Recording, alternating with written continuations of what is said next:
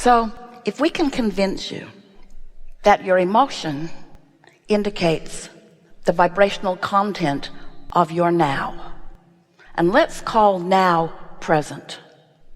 Let's call now present, but let's include in the present that we are calling now the vibrational frequency of who you really are, that larger non-physical part of you, as well as the vibrational frequency of who your thoughts in this human body are allowing you to be.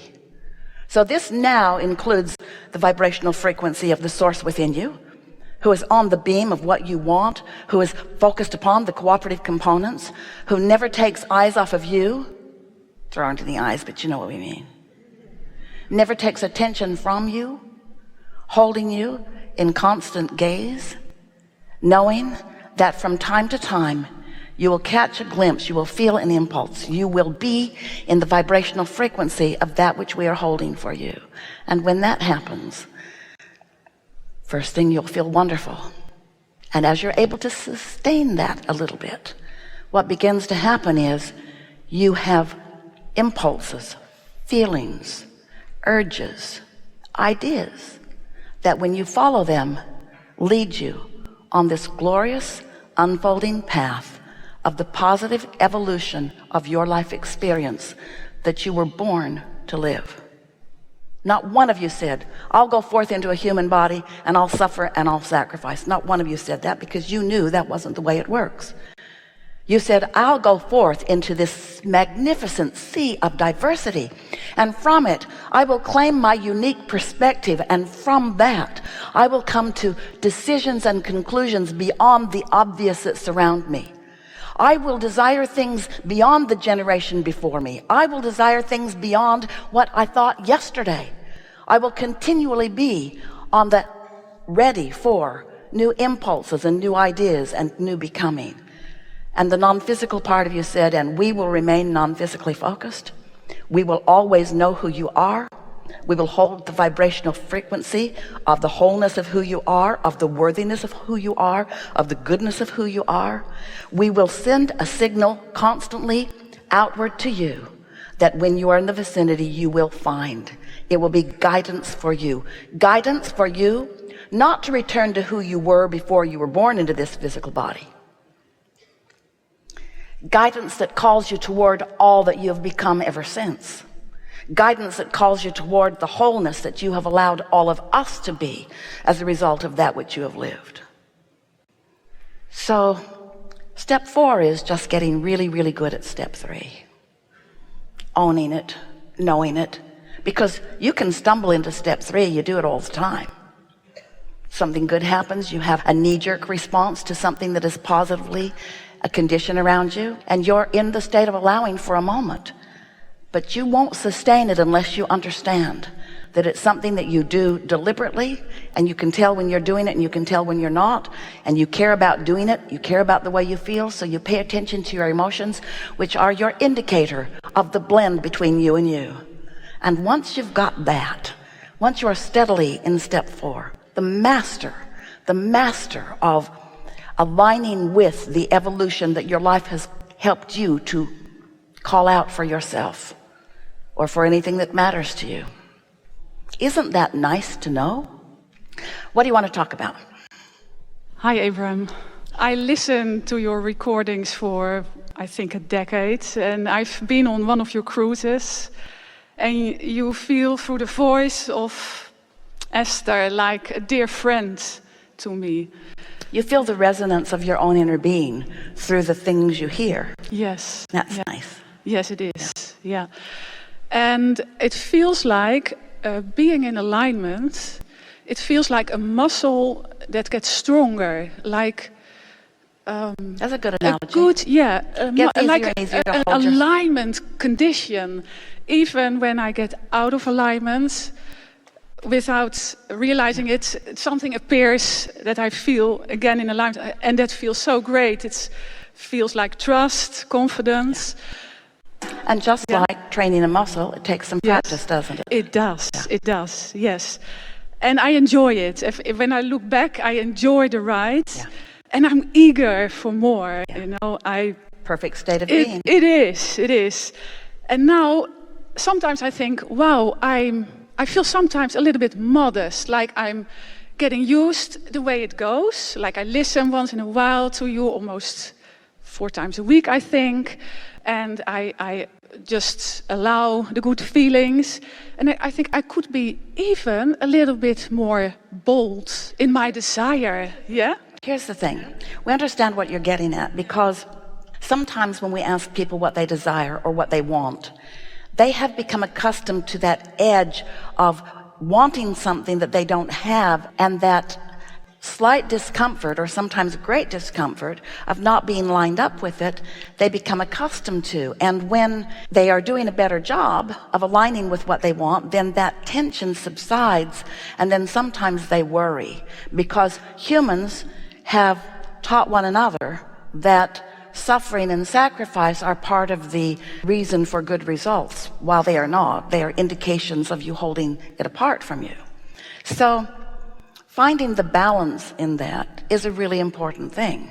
What you're bringing about here in this discussion is, how do I know? So when I know what I don't want, that's uncomfortable. And then I know what I do want, and that's still uncomfortable, because what I don't want has given birth to what I do want. And then, as you have described yourself, and we acknowledge that, as you become more of a vibrational match to the new desire, the new request, then what happens is, from your human perspective, for example, people will say, I'm so accustomed to being the squeaky wheel that got the results. In other words, if I complained, I got results. If I complained to my parents, I got results.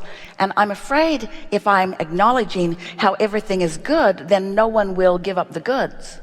And we say, maybe humans are wanting to train you into submission and sacrifice and serving them, but source energy and the way the universe works is, the better you feel, the more you are in vibrational alignment with what you want.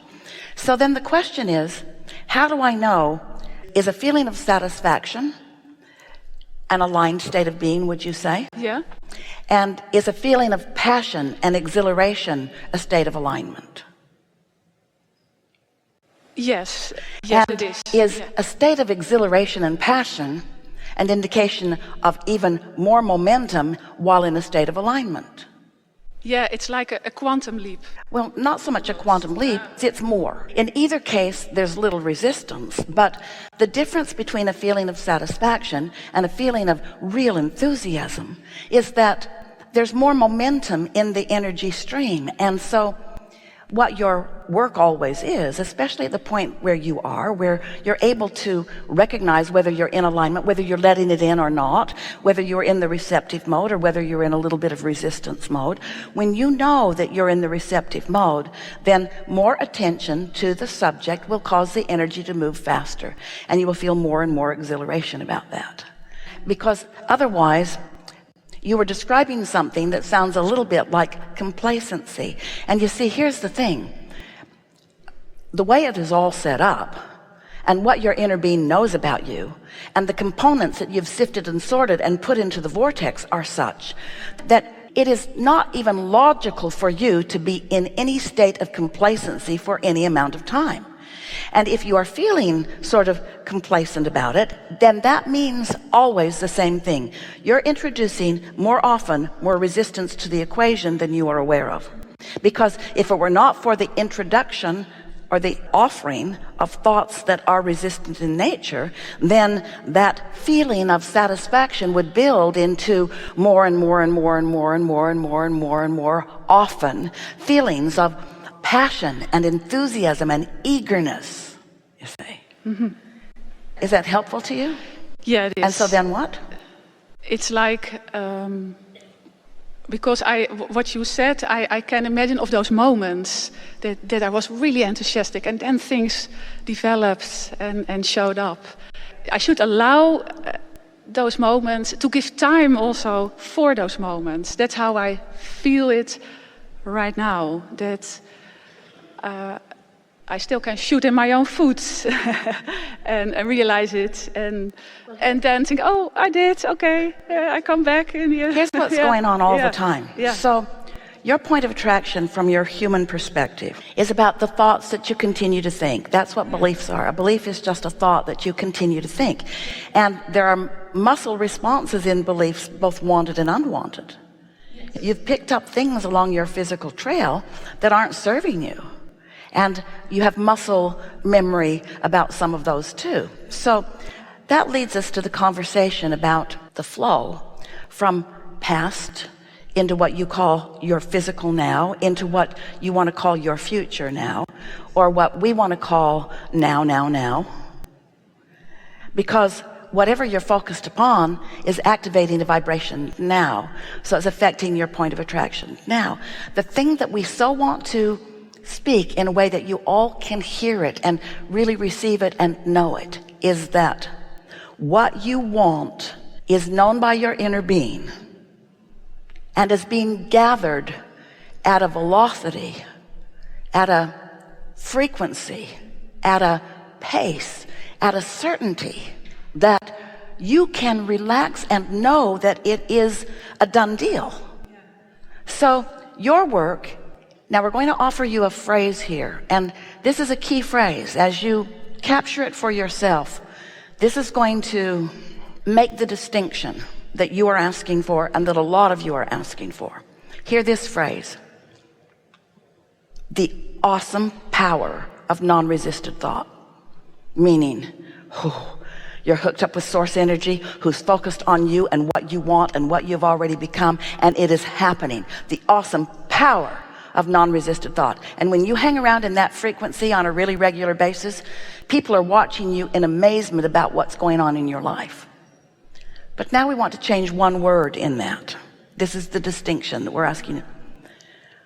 The awesome pleasure of non-resisted thought. Now think about that, because when you're thinking about the power of non-resisted thought, what it does to most of you is it causes you to stand in your now, harness your power, and then point it at things that are wrong to make them better. And when you do that, that's when you introduce resistance into the equation, and that's when you're not in the receiving mode, and that's why it remains sort of limping along a little bit, you see. But when you change that one perspective, so that you're not looking for the power to change something because you understand you already changed it. You did step one and launched rockets, and source energy already lined up with what you asked for. So the change has already been made. So the awesome power has already happened. Now you're lining up with that non-resistant thought by simply reaching for the pleasure. The pleasure. Now, sometimes pleasure sounds like sitting down and doing nothing. Sometimes pleasure feels more like getting out into the open air and doing something.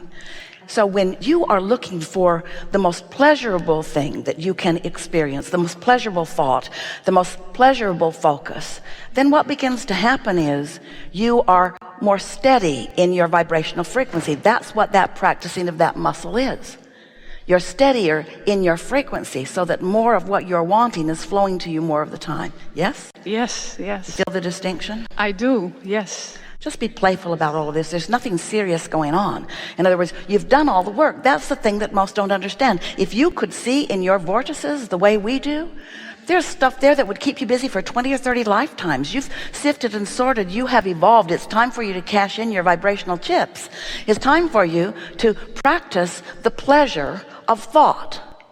So what that means is, because most people are responding to the environment around them. Most people are having knee-jerk responses to world events or local events, or even to something that somebody just said.